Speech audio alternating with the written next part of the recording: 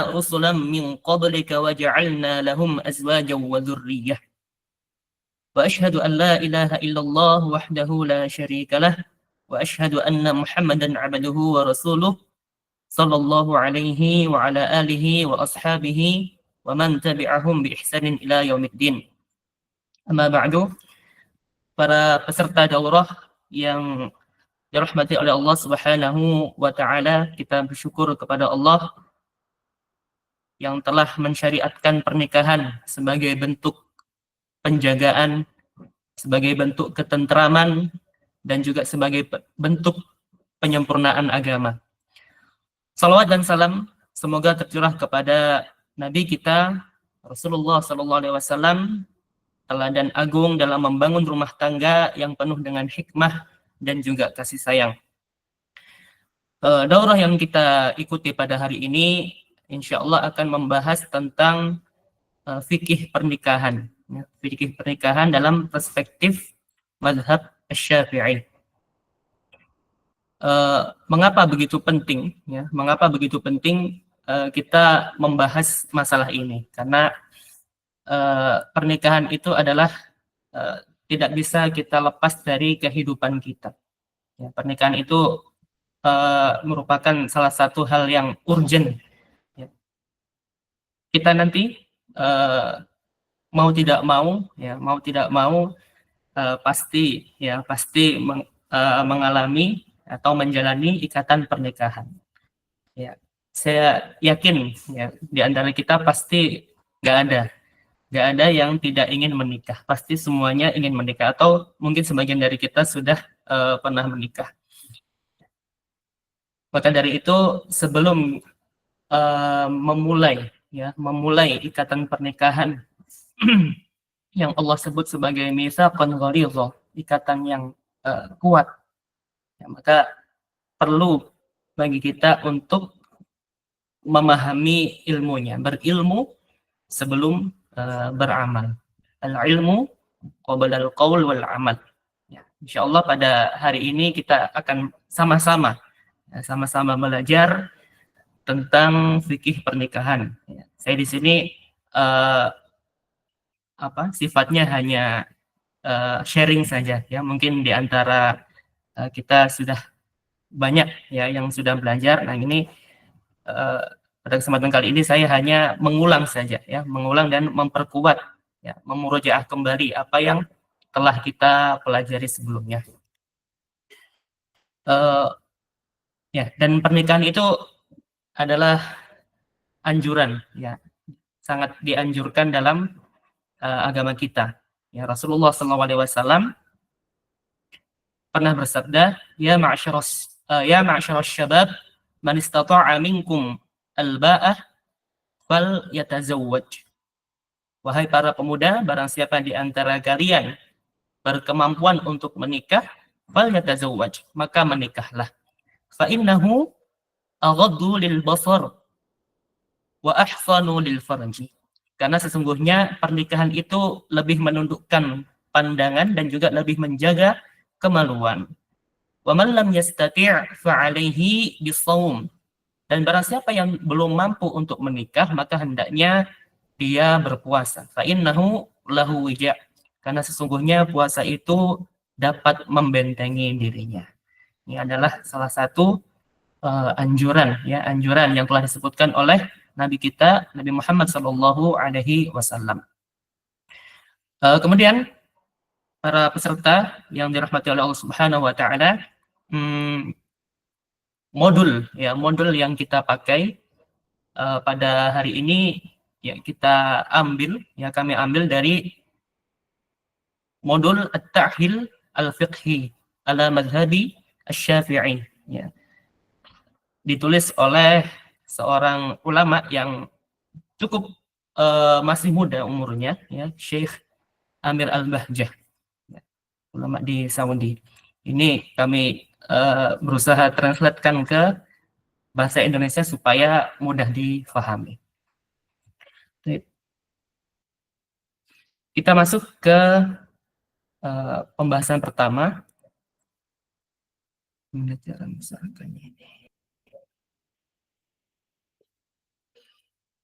Baik.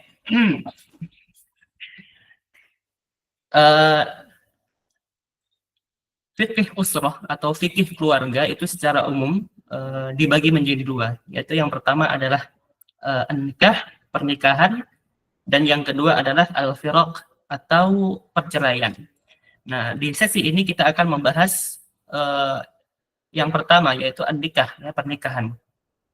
Apa yang kita bahas di pernikahan ini? Yang pertama, apa hukum dari pernikahan? Kemudian pengantar dari pernikahan, ya, atau muqaddimah sebelum pernikahan. Kemudian kita membahas rukun-rukunnya dan juga kita membahas konsekuensinya, ya, konsekuensi dari pernikahan. Nah, yang pertama, apa hukum dari pernikahan? Jadi, Ustaz Afan, ini ya, share screen belum nampak, share screen-nya Ustaz. oh belum nampak ya? Iya. Oh iya.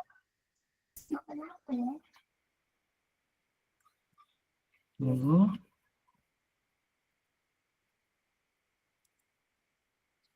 Mungkin bisa untuk tampilkan yang seluruh layar Ustaz. Oh ya, sebentar.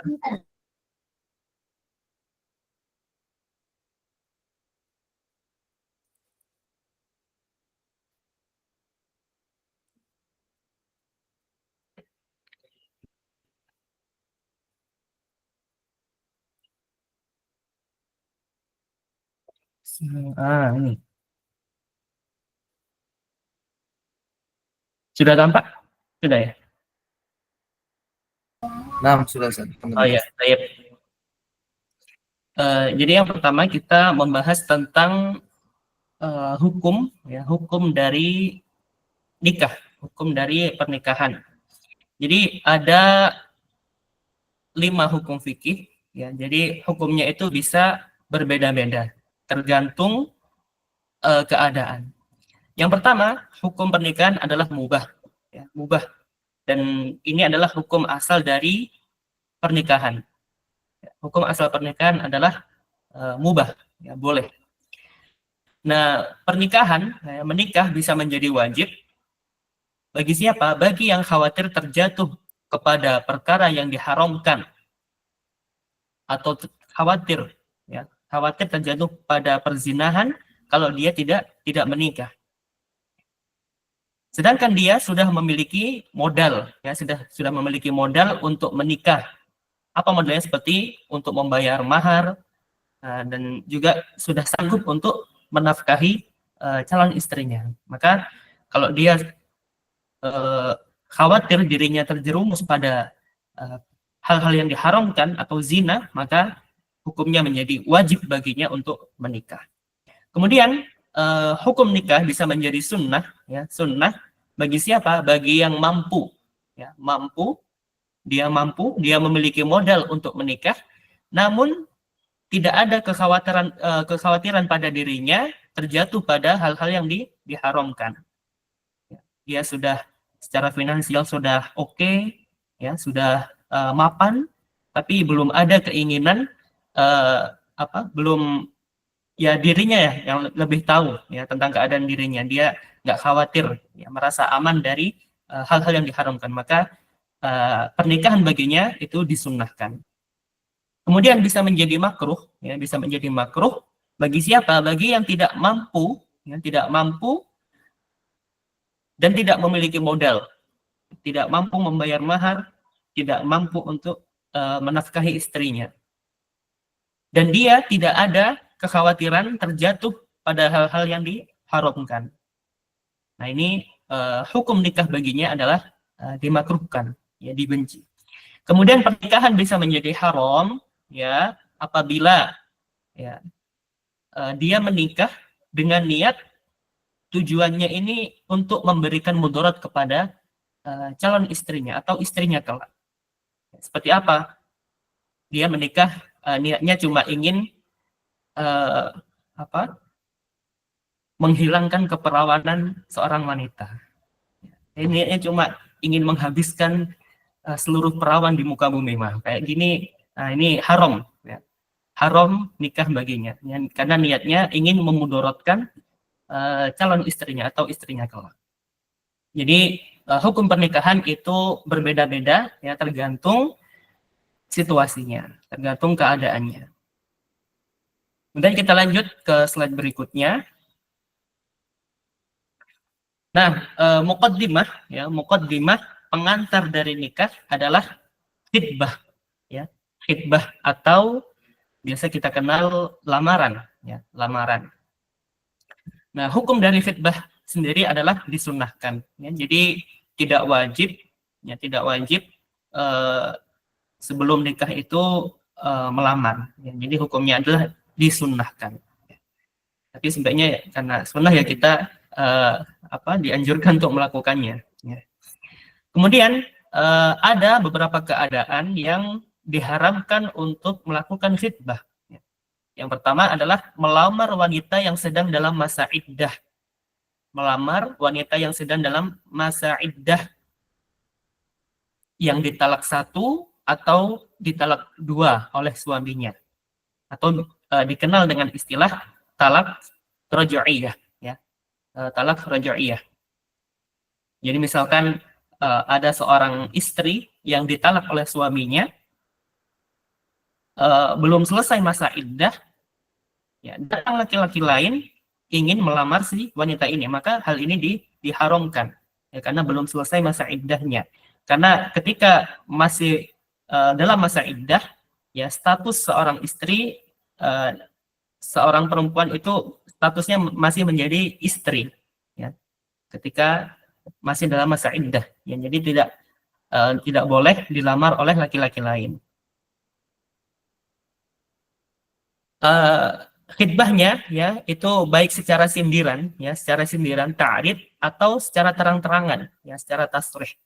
Secara sindiran bagaimana? Misalnya ada wanita yang ditalak suaminya masih dalam masa iddah ya, disindir,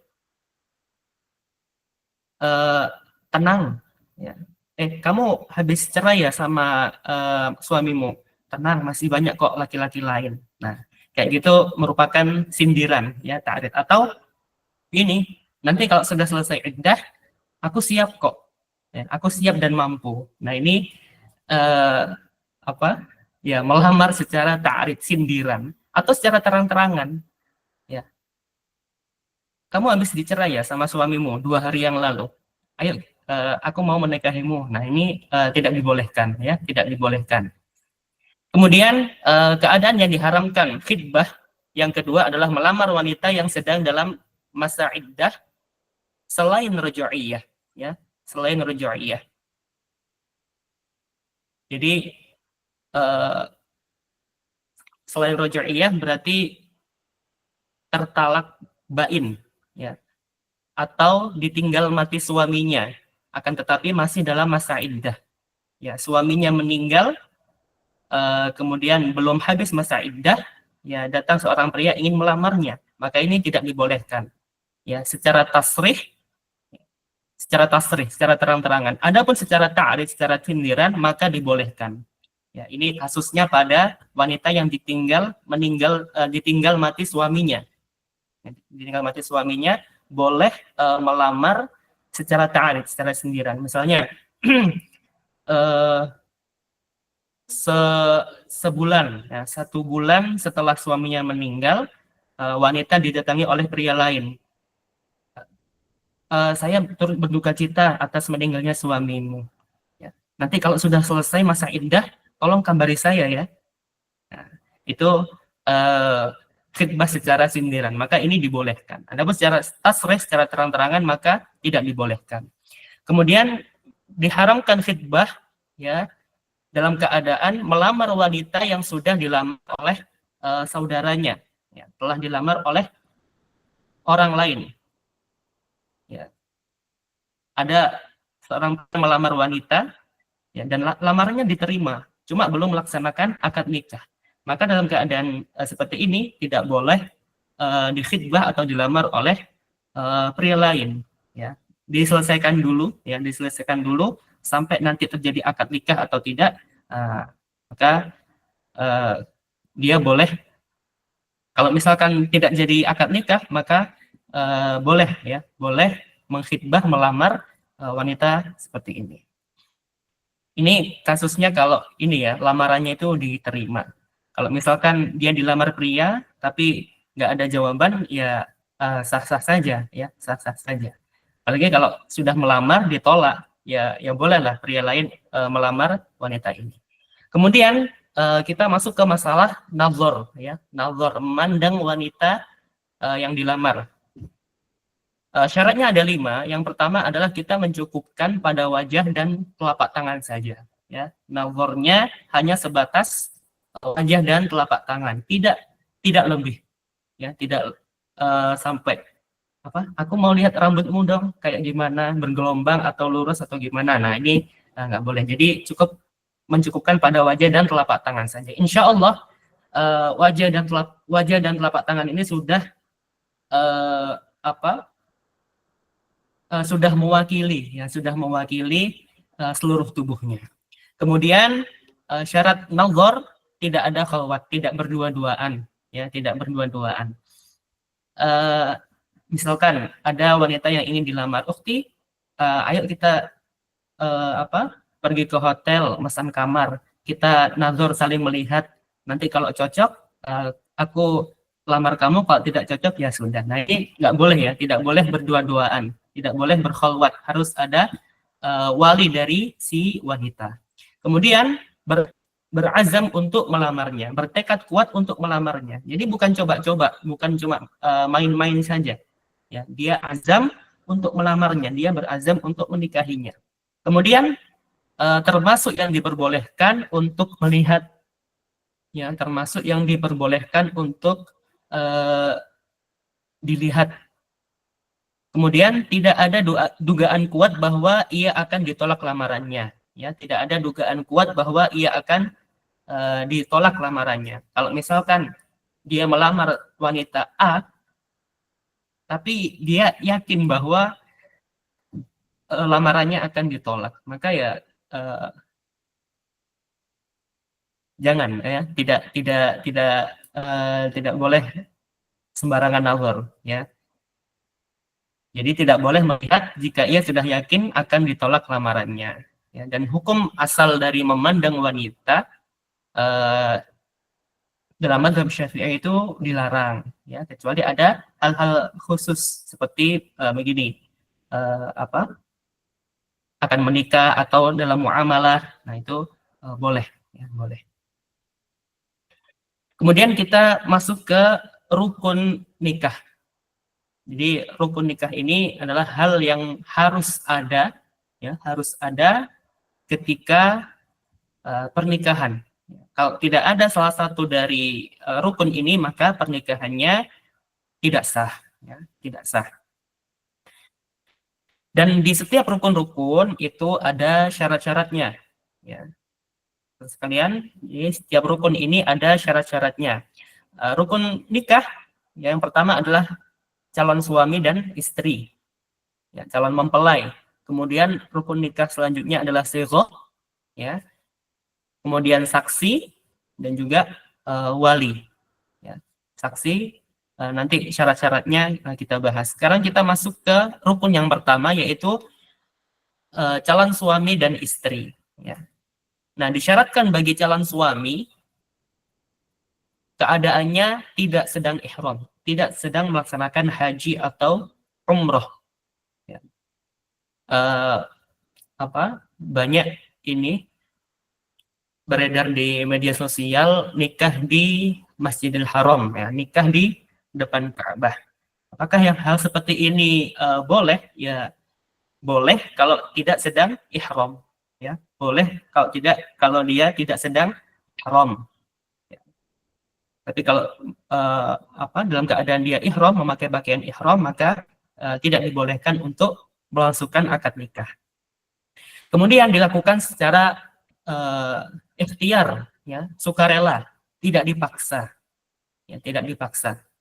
Kemudian ditentukan maksudnya kalau misalkan kasusnya laki-laki ini ada saudara kembarnya, ya ditentukan yang mana si Ahmad atau si Muhammad, nah misalnya gitu, ya, ditentukan orangnya. Kemudian diketahui nama dan orangnya, ya, diketahui nama dan orangnya. Kemudian mengetahui kehalalan wanita yang akan dinikahi. Ya, dia tahu bahwa wanita yang akan dia nikahi itu bukan mahram, ya, bukan mahram. Kemudian syarat selanjutnya adalah dia laki-laki secara yakin, ya. Laki-laki tulen, ya, bukan setengah-setengah, ya, bukan setengah-setengah. Dia laki-laki secara tulen, ya, laki-laki tulen. Ini syarat bagi calon suami. Kemudian syarat bagi calon istri, ya, yang pertama sama ya, tidak sedang ihram, ya, tidak sedang melaksanakan haji atau umroh. Kemudian ditentukan, ya, ditentukan, ya, kalau misalkan dia ada kembarannya, ya, ada kembarannya atau ada saudari-saudarinya, dia beberapa bersaudari gitu ya, ditentukan, ya, ditentukan yang mana, ya, apakah si A, si B, si C, harus ditentukan. Karena jangan sampai nanti wali dia punya anak kembar 3, ya, anak perempuan kembar 3, dia bilang ke laki-laki, saya nikahkan salah satu anakku. Stop di situ. Nah, anaknya 3, kembar semua, ini yang mana? Jadi harus ditentukan, ya, harus ditentukan. Kemudian syarat calon istri adalah tidak dalam ikatan nikah, ya, tidak sedang dalam ikatan pernikahan, ya, jadi tidak boleh menikahi istri orang lain. Tidak boleh menikahi istri orang lain. Apa istilahnya ya? Poliandri gitu ya. Jadi jika seorang wanita sedang dalam ikatan pernikahan maka tidak boleh menikah lagi. Wanita cuma boleh bersuami satu saja. Atau dia sedang menjalani masa iddah, ya. Dia tidak boleh, wanita yang sedang menjalani masa iddah itu melakukan akad nikah. Dan syarat selanjutnya adalah dia wanita secara yakin, ya. Dia wanita secara yakin, ya. Tidak setengah-setengah. Ini wanita atau laki-laki, katanya wanita tapi kok tampilannya kayak laki-laki. Nah, ini syaratnya dia harus wanita tulen, ya, wanita tulen. Nah, kemudian tidak disyaratkan Islamnya kedua mempelai, ya, tidak disyaratkan Islamnya kedua mempelai sehingga nikahnya lelaki dan wanita kafir itu sah, ya. Pernikahan laki-laki dan wanita kafir itu sah jika mereka meyakini keabsahan nikah mereka. Dan apabila mereka masuk Islam secara bersamaan, maka tidak perlu mengulang lagi akad nikahnya. Ya, jadi tidak disyaratkan Islamnya kedua mempelai. Kita lanjut. Kemudian kita masuk ke rukun yang kedua, yaitu sigh, ya, atau lafaz ijab dan kabul. Ya, lafaz ijab dan kabul. Nah, disyaratkan dari sigh di sini yang pertama adalah ijab, ya, ijab itu wajib dengan lafal zawaj, ya, lafal zawaj atau nikah, lafal kawin atau nikah. Misalnya saya nikahkan putriku fulanah, ya, saya nikahkan putriku fulanah, atau saya kawinkan putriku fulanah. Nah, ini lafadznya zawaj, ya, atau nikah, ya, kawin atau nikah, atau yang semakna, ya, yang semakna dengan kawin dan nikah. Kemudian ijab harus dari wali, ya, ijab harus dari wali, dari mempelai si wanita, ya, atau wakil dari si wali. Kalau misalkan walinya ini, misalkan ayahnya mewakilkan kepada misalkan petugas KUA misalnya, nah itu boleh, ya, boleh. Kemudian syarat sigh selanjutnya qabul, ya, qabul, penerimaan, ya, itu dari suami, ya, dari suami atau yang mewakili suami, yang mewakili calon suami. Ya, qabul harus diucapkan oleh mempelai laki-laki atau wakilnya. Kemudian bersambungnya ijab dan qabul. Ya, syarat selanjutnya adalah bersambungnya ijab dan qabul. Harus berkesinambungan, sambung menyambung, tanpa jeda panjang, ya, tanpa jeda yang panjang, ya, sampai dianggap sebagai pemutusan akad. Misalnya bapaknya, walinya si perempuan, saya nikahkan putriku Fulanah dengan mas kawin ini dibayar tunai. Kemudian masih ngobrol, ya masih minum kopi dulu, baru nanti qabulnya saya terima nikahnya. Nah, itu tidak boleh. Jadi harus ittisal, harus sambung menyambung. Kemudian syarat selanjutnya adalah lafal ijab tidak digantung dengan sesuatu, ya. Lafal ijab tidak digantung dengan syarat-syarat tertentu, ya. Contohnya gimana? Aku nikahkan kamu dengan putriku bulan depan.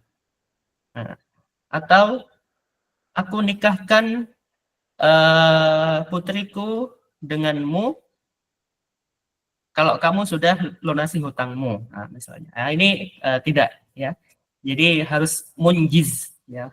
Akadnya harus bersifat langsung, ya, tidak ditunda atau tidak digantung dengan sesuatu.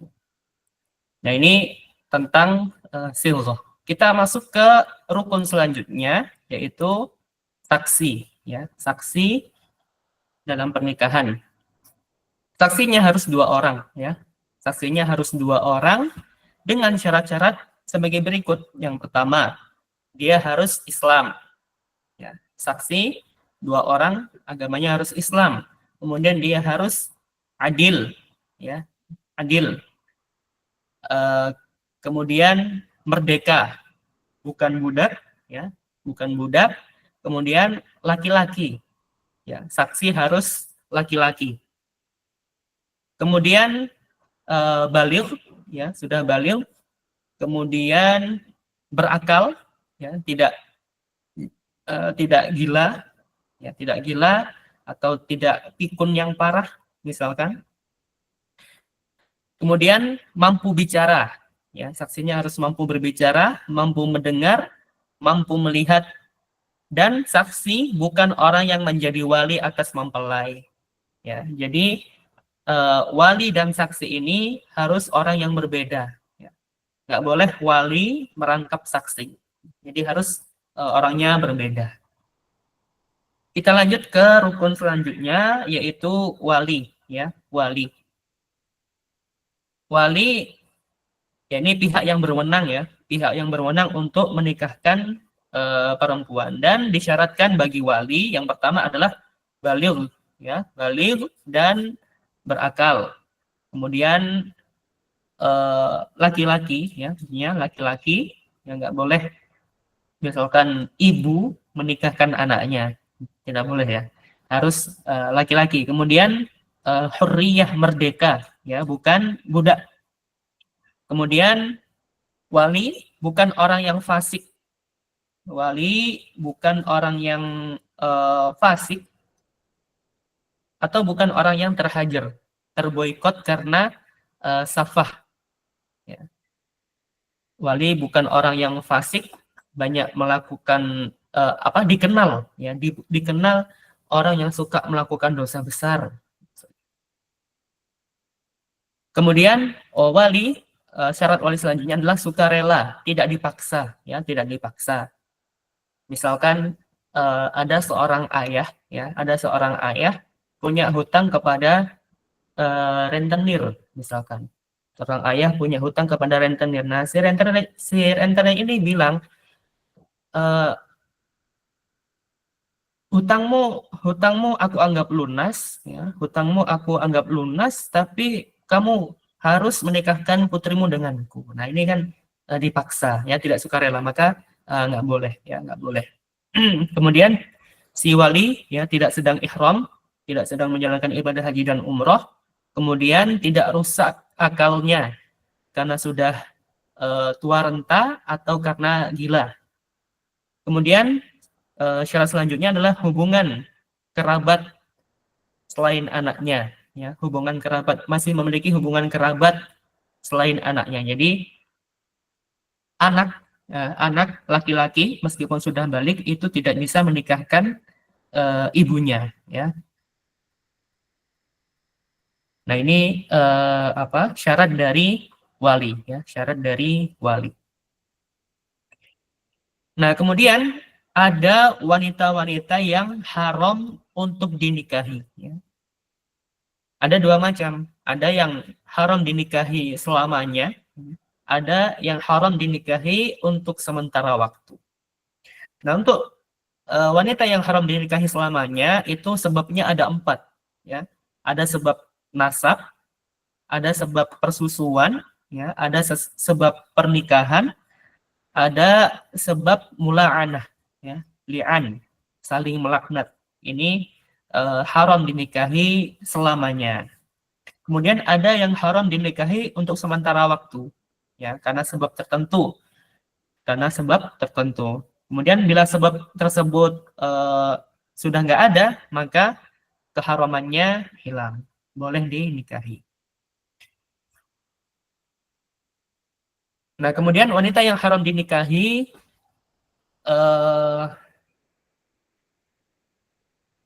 karena nasab, ya, karena nasab ini yang haram selamanya. Ada 7 golongan. Yang pertama, tidak boleh kita menikahi ibu, nenek, dan seterusnya ke atas. Nah, ini nggak boleh. Kemudian tidak boleh kita menikahi anak perempuan kita, ya, cucu dan seterusnya ke bawah, ya, anak, cucu dan seterusnya ke bawah. Tidak boleh juga menikahi bibi dari jalur ayah, ya, bibi dari jalur ayah, saudarinya ayah. Dan tidak boleh haram dinikahi bibi dari jalur ibu, saudarinya ibu. Kemudian saudari, ya, saudari kita, saudari perempuan kita, saudari kandung, itu tidak boleh dinikahi. Kemudian keponakan dari saudara, ya, keponakan dari saudara. Kita punya saudara, dia punya anak, nah, itu tidak boleh kita nikahi. Dan keponakan dari saudari, ya, keponakan dari saudari ini yang haram dinikahi karena nasab. Kemudian ada yang haram dinikahi karena persusuan, ya, karena persusuan. Ada 7 golongan, ya, ada 7 golongan. Ini seorang yang menyusui dengan fulanah, seorang yang menyusu dengan fulanah, maka seakan-akan dia menjadi anak dari si fulanah, dan haram atasnya 7 golongan yang haram karena nasab, ya. Misalkan si A ini wanita dewasa, kemudian si B masih kecil, ya, si B wanita masih kecil, B menyusu kepada A, ya. Jadi seakan-akan B ini adalah anak, ya, anak dari si A, ya, makanya dia diharamkan juga 7 golongan karena nasab. Tapi syarat persusuan yang menjadikan ini, ya, menjadikan haram untuk dinikahi, yaitu syarat persusuannya yaitu kepastian akan sampainya ASI ke tenggorokan si bayi, ya, ASInya betul-betul masuk ke tenggorokan si bayi. Kemudian jumlahnya adalah 5 kali persusuan, ya, 5 kali persusuan. Kemudian masih lingkup usia 2 tahun. Jadi anak yang disusui itu usianya 0 sampai 2 tahun. Dan dari wanita yang hidup dan usianya minimal 9 tahun. Jadi yang disusui itu usianya 0 sampai 2 tahun, dan yang menyusui itu wanita dia masih hidup dan usianya itu minimal 9 tahun. Kalau misalkan menyusu kepada wanita yang umurnya 7 tahun, ya, saya kira jarang sekali, ya, yang sudah keluar air susunya umur 7 tahun. Maka tidak menjadikan ini, ya, mahram, tidak menjadikan haram dinikahi. Jadi ini syarat-syarat persusuan yang bisa mengharamkan nikah. Nah, kemudian wanita yang haram dinikahi karena pernikahan ada 2 macam, ya. Yang pertama karena sebab akad, ya. Ada tiga orang, yaitu ibu tiri, ya, ibu tiri, menantu, dan juga mertua. Kemudian ada sebab karena jima, ya, yaitu ada satu anak tiri. Ya, ini tidak boleh dinikahi. Ibu tiri, menantu, mertua, itu tidak boleh dinikahi. Kemudian anak tiri itu tidak boleh dinikahi. Kemudian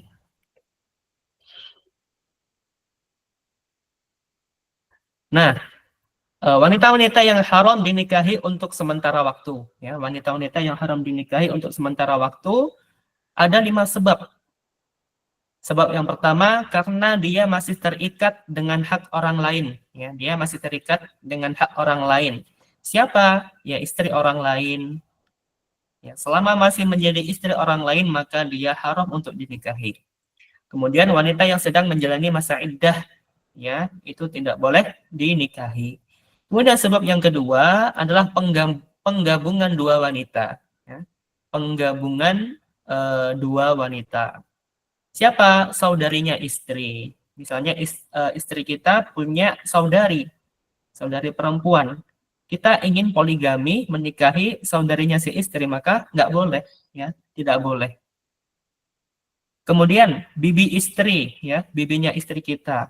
Ya. Kita berniat ingin poligami, tapi lihat bibinya si istrinya kok juga cantik juga, kok menarik juga, dia ingin menikahi bibinya, itu nggak boleh, ya, nggak boleh. Kemudian keponakan, ya, keponakan. Nah, keponakannya istri. Nah, ini tidak boleh, ya, tidak boleh. Selagi masih statusnya dia menikah dengan istrinya tadi. Ya. Kemudian karena sebab perbudakan. Sebab perbudakan. Jadi budak itu tidak boleh dinikahi, ya. Budak itu tidak boleh dinikahi kalau dia mampu menikahi wanita merdeka. Ya, budak itu tidak boleh dinikahi kalau dia mampu untuk menikahi wanita merdeka. Atau dia mampu untuk membeli budak, ya. Membeli budak. Nah, itu tidak boleh menikahi budak kecuali kalau betul-betul ada syarat-syarat, ya. Ada syarat-syarat itu boleh menikahi budak. Nah, di antara syaratnya itu dia nggak mampu atau nggak ada wanita merdeka. Dia nggak mampu untuk menikah dengan wanita merdeka. Kemudian kalau tidak menikah, dia khawatir terjerumus pada zina. Maka dalam keadaan ini boleh menikahi budak. Tapi kalau mampu menikah dengan wanita merdeka, maka nggak boleh, ya, nggak boleh menikahi budak. Kemudian karena perbedaan agama, ya, karena berbeda agama. Siapa? Muslimah yang dinikahi lelaki kafir, ya, muslimah yang dinikahi lelaki kafir ini tidak boleh, ya, sampai laki-laki tadi itu masuk Islam. Kemudian selain wanita ahli kitab, ya, selain wanita ahli kitab untuk lelaki muslim. Jadi lelaki muslim nggak boleh menikahi wanita selain ahli kitab. Ahli kitab itu Yahudi dan Nasrani, ya, Yahudi dan Nasrani. Misalnya agama lainnya selain Yahudi dan Nasrani, Konghucu. Nah, laki-laki muslim menikah dengan perempuan Konghucu atau Buddha. Nah, ini tidak boleh, ya, tidak boleh. Kemudian ini tertalak 3, ya. Wanita yang harus dinikahi untuk sementara waktu, ya, sebab yang selanjutnya adalah karena dia tertalak 3, ya, tertalak 3. Nah, kemudian sampai kapan wanita-wanita tadi itu haram dinikahi, ya.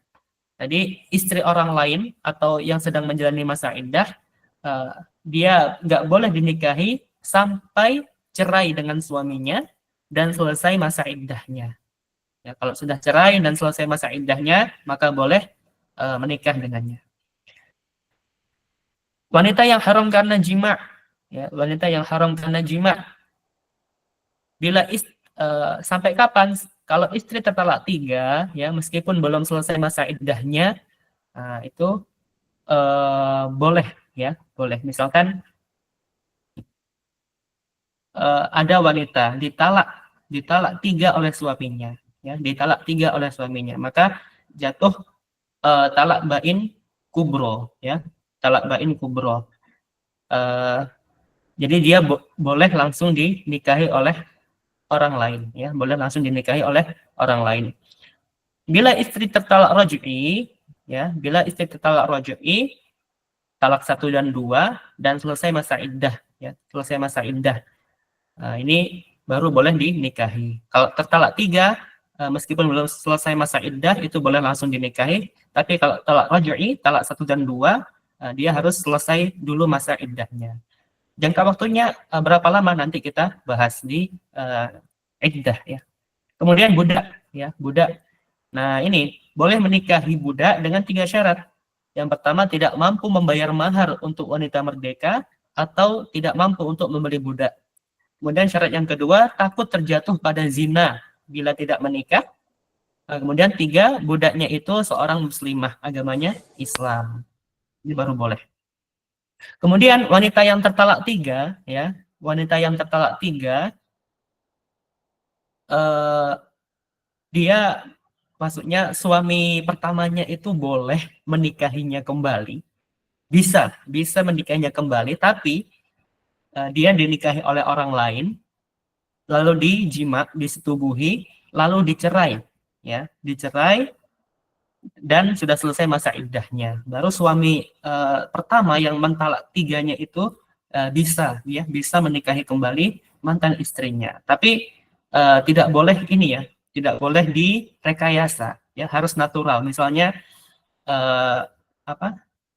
si siapa ya, Budi, ya, si Budi dengan Mawar, suami istri. Budi mentalak si Mawar, sudah talak 3. Ya. Kalau sudah talak 3, tidak boleh nikah lagi dengan si Mawar. Ya, bisa nikah lagi, ya, kalau si Mawar dinikahi oleh orang lain, misalnya Amir, tapi kong kali kong antara Budi dan Amir. Amir, aku sudah mentalak 3 istriku. Aku menyesal, aku pengen balik lagi ke dia. Nanti kamu nikahi dia, terus kamu setubuhi dia, terus kamu ceraikan dia. Nah, jadi nggak boleh begini, ya, nggak boleh direkayasa. Jadi harus natural, harus natural. Nah, kemudian ada persyaratan, ya, persyaratan di dalam nikah, ya. Ada beberapa macam. Ada persyaratan-persyaratan yang sah, ya. Ada persyaratan yang sah, yaitu bila sesuai dengan tujuan akad, ya, bila sesuai dengan tujuan akad pernikahan. Kemudian ada syarat-syarat yang laghwun, ya, laghwun atau yang sia-sia, ya, yang sia-sia. Untuk yang ini, ya, syarat yang sah bila sesuai dengan tujuan akad, misalnya gini, aku mau nikah denganmu, mau nikah denganmu, tapi kamu harus menjaga sholat, misalnya. Ya, ini syarat seperti ini sah, ya. Aku mau nikah denganmu, tapi kamu nggak boleh kamu harus menafkahi aku. Ya, memang, ya, ini syarat yang sesuai dengan tujuan akad. Nah, ada syarat yang laghun, atau syarat yang sia-sia, ya. Syarat yang laghun itu ya sia-sia gitu. Apa syarat yang tidak berkaitan dengan akad atau tujuan pernikahan? Nah, contohnya apa? Kita nanti nikah, ya, tapi nanti harus pakai baju warna hijau misalnya, atau harus pakai baju warna pink misalnya. Nah, ini tidak ada kaitannya dengan akad nikah. Ya, jadi tidak berdampak apapun, ya, tidak berdampak apapun pada akad. Nah, ada syarat-syarat yang batil, ya, syarat-syarat yang batil, ya, kalau bertentangan dengan akad atau tujuan dari pernikahan. Nah, bila ada syarat-syarat yang batil ini, maka pernikahannya pun menjadi batil, menjadi tidak sah. Apa contohnya? Ini, bila disertai dengan syarat yang menghilangkan esensi atau tujuan pernikahan. Aku mau nikah denganmu, tapi kamu nggak boleh setubuhi aku, kamu nggak boleh gauli aku. Nah, ini syarat yang batil, ya. Karena esensi dari pernikahan itu ya jima, ya. Atau aku mau nikah denganmu, ya, tapi apa namanya? Tapi kamu harus ini ninggalin sholat misalnya. Nah, ini syarat yang batil, ya, syarat yang batil. Maka nggak boleh, pernikahannya nggak sah. Atau nikah syighar. Nah, nikah syighar. Apa itu nikah syighar? Jadi nikah misalkan gini. Ada seorang ayah, ya, seorang ayah punya anak. Ayah ini duda, ya. Ayah ini duda. Istrinya sudah meninggal atau sudah cerai gitu ya. Ayah ini punya anak perempuan, ya, punya anak perempuan. Nah, ayah ini berkata kepada laki-laki, dan si laki-laki ini punya punya saudari atau punya ibu yang juga janda, tapi masih muda lah. Misalkan gini, eh atau anu ya, saudari lah, ya, saudari.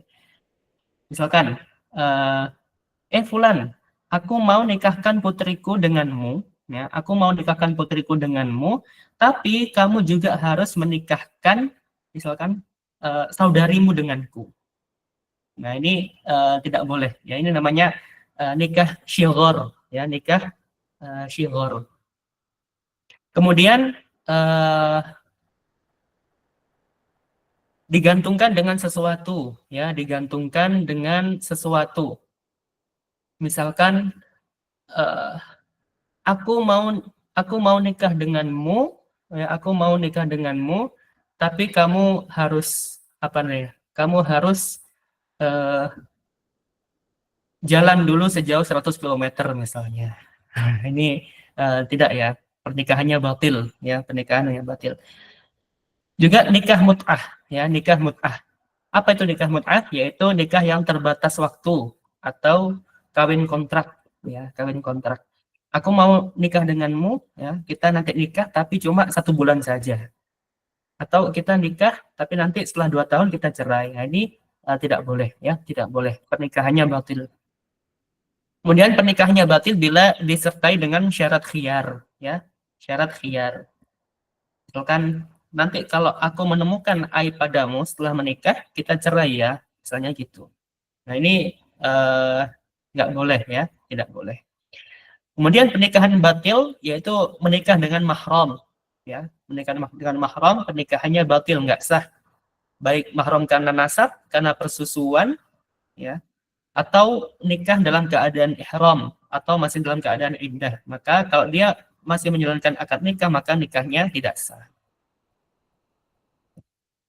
Kemudian ada konsekuensi dari pernikahan, ya. Ada konsekuensi dari pernikahan. Apa setelah pernikahan? Jadi ada hak dan kewajiban yang harus ditunaikan, yaitu taat, ya. Istri harus taat pada suami.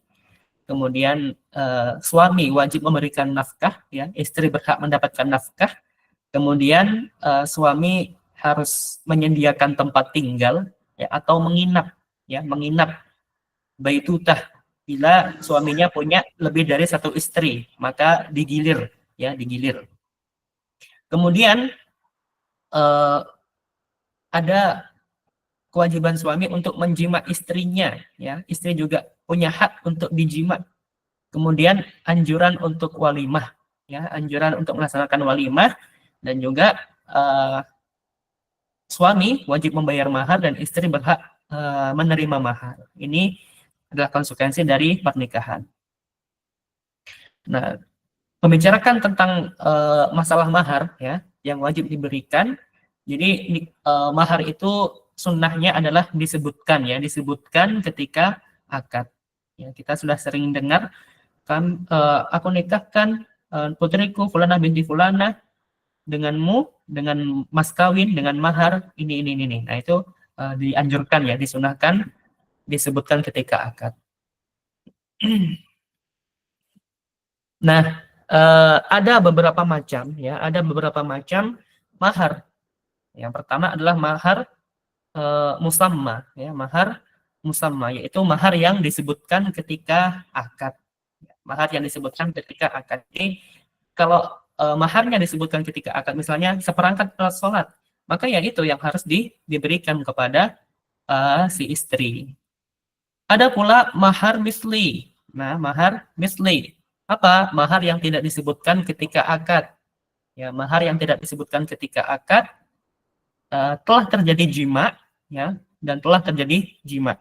Dan maharnya itu belum disepakati, ya.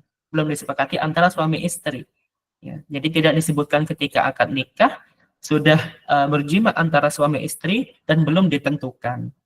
Nah, maka yang wajib dibayar adalah mahar misli atau mahar yang semisal, ya, semisal dengan ini saudari-saudarinya. Misalkan dia punya saudari, dulu maharmu berapa? Oh, sekian. Itu mahar misli, ya, mahar misli. Nah, mahar misli diberikan kalau misalkan mahar musamanya itu batal atau rusak, ya. Misalkan mahar musamanya saya nikahkan putriku denganmu dengan mahar babi misalkan. Nah, itu nggak boleh, ya. Maharnya itu fasid, rusak, ya. Kemudian watok syubhat, ya. Watok syubhat atau karena dipaksa berzina yang tidak ia inginkan. Jadi watok syubhat ini, jadi misalkan ada laki-laki, ya, punya kembaran laki-laki, ada perempuan punya kembaran perempuan. Ya, jadi dua orang saudara kembar, dua orang saudari kembar. Nah, mereka misalkan Mawar dengan Budi, ya. Mawar saudarinya Melati, Budi saudaranya Amir. Nah, Budi nikah dengan Mawar, Amir nikah dengan Melati. Nah, karena apa ya? Karena kembar, ya, karena identik misalkan, ya, sulit dibedakan misalkan. Nah, suatu malam salah mendatangi istri, ya, salah mendatangi istri. Nah, ini namanya watok syubhat, ya, watok syubhat. Maka wajib bagi si laki-laki untuk membayar mahar misli, atau karena dipaksa berzina, ya, dipaksa berzina. Kamu kalau tidak berzina dengan si fulanah, kamu kubunuh misalkan. Nah, ini si laki-laki tadi yang dipaksa berzina, dia bayar mahar misli, ya, mahar misli. Jumlahnya ya ini kira-kira misalkan saudaranya dulu maharnya sekian, ya, saudarinya dulu ketika dinikahi maharnya sekian, ya, itu, ya, yang semisal, ya, yang semisal. Kemudian mahar nisfi atau setengah, ya, jadi diberikan ketika terjadi cerai talak dari suami, ya, belum berjima dan telah ditentukan maharnya. Separuh mahar, dia harus membayar separuh mahar. Mahar sudah disepakati sekian, 100 juta misalkan, 100 juta. Kemudian belum berjima, ya, belum berjima, tapi sama suaminya dicerai. Maka bagi suami harus menyerahkan separuh maharnya, itu mahar nisfi.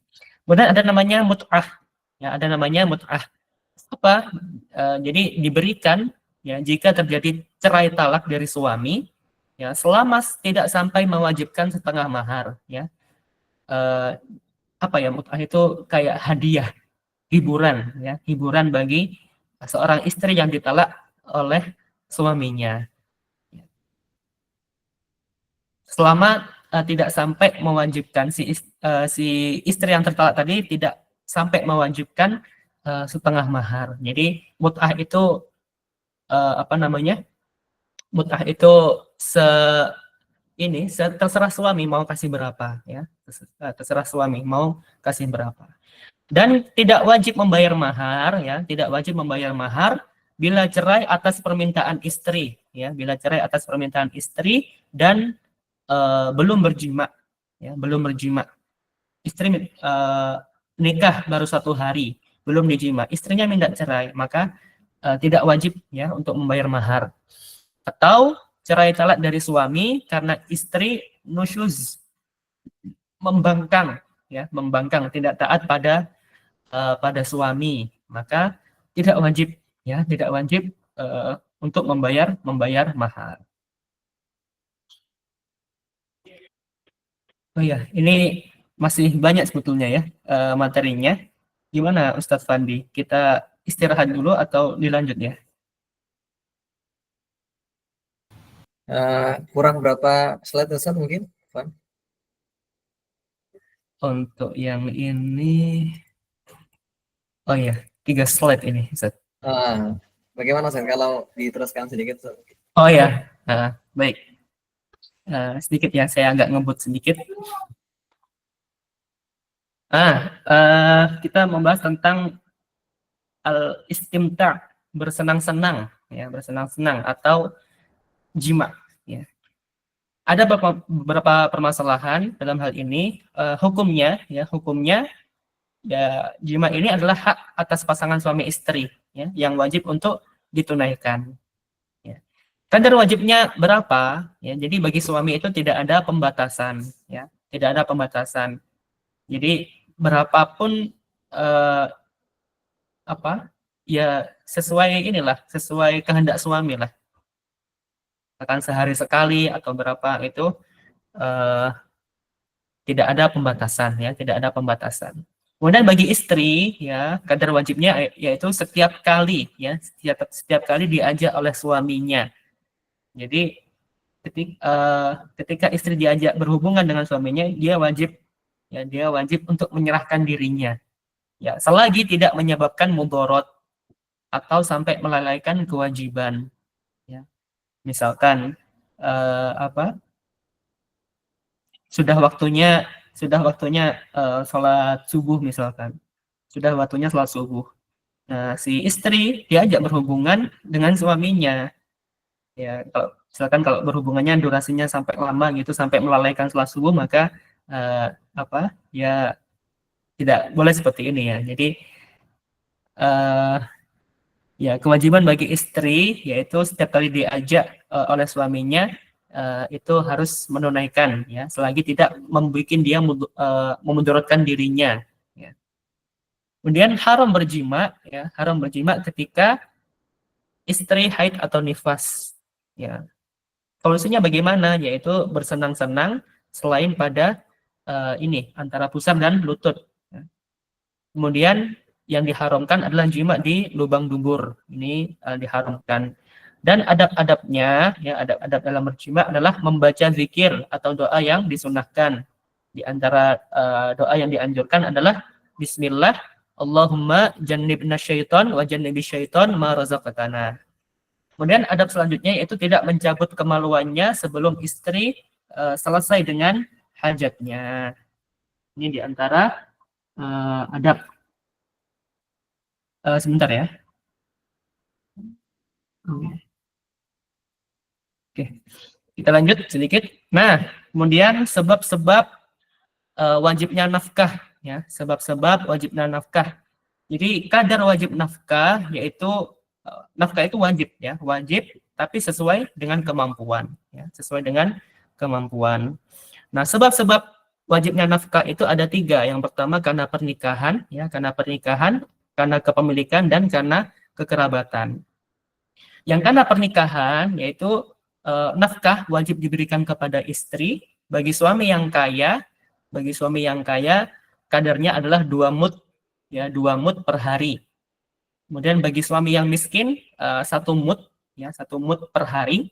Kemudian suami yang pertengahan, yang nggak kaya dan juga nggak miskin, itu 1,5 mud per hari. Syaratnya apa? Pernikahannya sah, ya, pernikahannya sah, atau istri yang tertalak rojoi masih dalam masa iddah. Jadi istri yang tertalak masih dalam masa iddah itu masih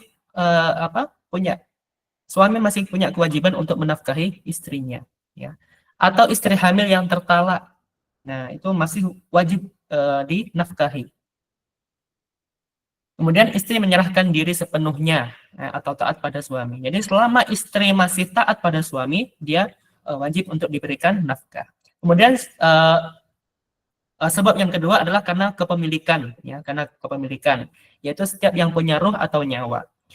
Jadi jangan dianggap nafkah itu cuma pada istri saja, ya. Nafkah itu bisa kepada semua yang punya ruh, yang punya nyawa. Kita punya hewan peliharaan, wajib kita nafkahi. Ya, wajib kita nafkahi. Kita punya kambing, punya sapi, wajib untuk dinafkahi. Kemudian karena kekerabatan, ya, karena kekerabatan. Ya, orang tua kepada anaknya dan sebaliknya, yang fakir dan tidak mampu bekerja. Ya, jadi orang tua, misalkan anaknya itu fakir, nggak mampu bekerja, ya orang tua wajib memberikan nafkah kepada anaknya. Atau sebaliknya, orang tuanya fakir, ya anaknya ini mampu, maka anak wajib memberikan nafkah kepada orang tua. Orang tua yang kaya kepada anaknya yang belum mampu bekerja, ya orang tua yang kaya kepada anaknya yang belum mampu bekerja, ya setelah terpenuhi kebutuhannya dan istrinya. Jadi orang tua kaya wajib harus memberikan nafkah kepada anaknya yang belum mampu untuk bekerja. Nah, bagi anak yang kaya, ya bagi anak yang kaya kepada orang tua, meskipun orang tuanya itu mampu bekerja, ya ini anaknya jika kaya raya, ya kasih nafkah kepada orang tua meskipun orang tuanya itu mampu untuk bekerja. Kemudian jika orang tua dan anak sama-sama fakir, ya maka anak yang wajib memberikan nafkah. Jika orang tua dan anak sama-sama fakir, maka yang memberikan nafkah anaknya. Dan nafkah ini ya berlaku untuk garis vertikal saja, ya. Jadi orang tua dan anak, ya, orang tua dan anak.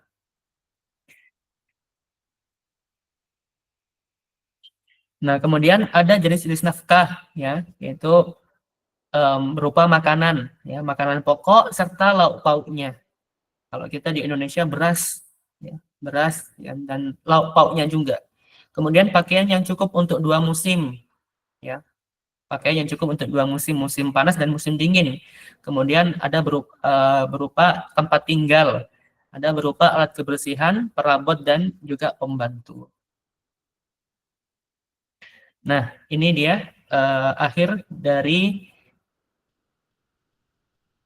sesi fikih pernikahan. Insya Allah kita akan melanjutkan di sesi selanjutnya, yaitu fikih perceraian. Insya Allah. Kami kembalikan kepada Ustadz Fandi.